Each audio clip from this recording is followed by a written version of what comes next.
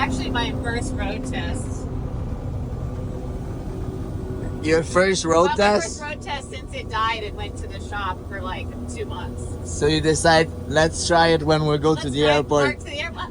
Yeah, I think we have enough time. You could get an Uber if it breaks. So this is basically a jet ski, because have you ever seen someone having a bad day on a jet ski? I can't be sad in this thing. I can't at all. Impossible to have a sad time on a jet ski. Possible to have a sad time in a giant military truck.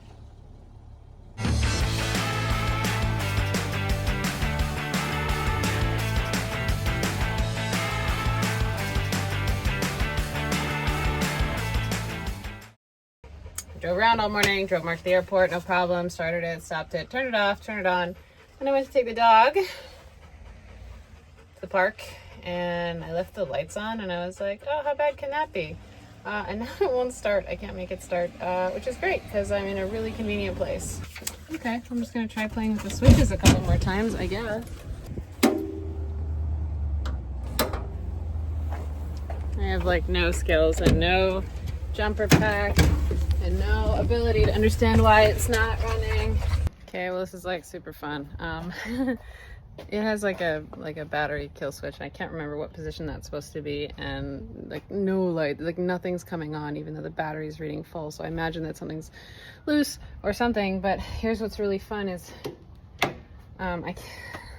everything is so stiff, I can't even get the battery compartment open. So like literally half my time now trying to fix this is going to be spent just trying to get this thing open. Like according to this diagram, the ground is supposed to, I thought the ground was in here, but it's obviously not in here. So I guess the follow-up question is why are the batteries oily?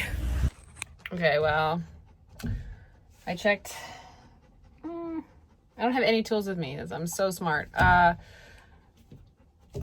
battery connections look fine. I don't understand why on the dash the voltmeter is like almost 14, unless it doesn't work at all.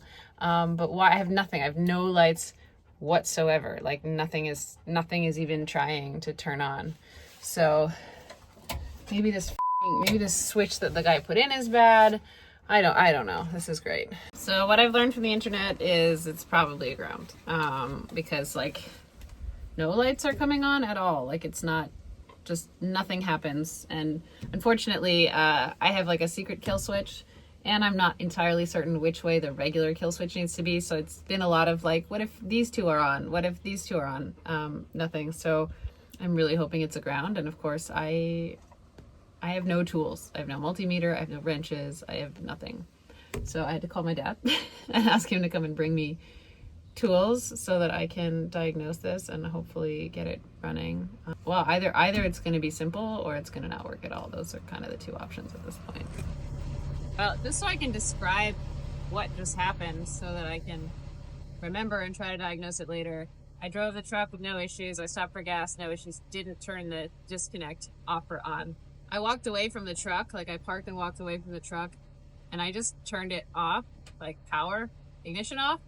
But I think the lights were left on and I was kind of too lazy to turn them back on. Speaking of which, I'm going to do that now because turn them back off. And then I came back to the truck, the lights were off, no combination of my multiple kill switches did anything. For a second, I turned the power on and I saw a charging system light, but the charging system light went away, and then I couldn't make anything light up on the whole dash. But the battery meter reads normal. My dad, bless his heart, brought me the world's least useful adjustable wrench and a multimeter that measures 9 volts. So I wasn't really able to effectively check everything. And then I tried a bunch of combinations of like, okay, maybe like I can jump it. I think it's, my conclusion was the battery disconnect switch, because obviously if I connect it right to the batteries, if the circuit's disconnected, it's not going to allow it to run or have any power. And it didn't matter where I put the jumper cables or if they were on. Like I tried actually putting them on the switch itself, I tried putting them on the batteries. I was just sitting in the truck looking, going, all right, I'm going to figure out what this thing needs.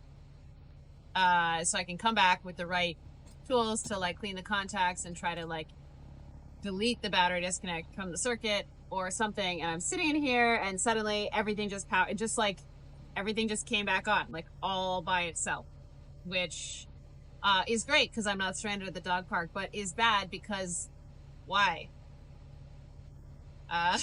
Why? Of course I made it home with no issues. So yeah, no issues whatsoever. So just in case, I'm going to now try all the different versions of what just happened to see if I can replicate what it is, because otherwise I don't know. I'm hoping there's some kind of a lockout or a relay or something just triggered because I left all the lights on. So I'm going to do exactly what I did before. First I'm going to kill everything. I'm going to kill everything. Okay, bye, Ender. So I'm going to kill everything. All the switches, battery disconnects times 2. And then I'm going to try starting this thing. And if that works, then I'm going to leave the lights on and I'm going to see if I can replicate the problem, because you know what's worse than a problem is a problem you can't replicate. Switch on.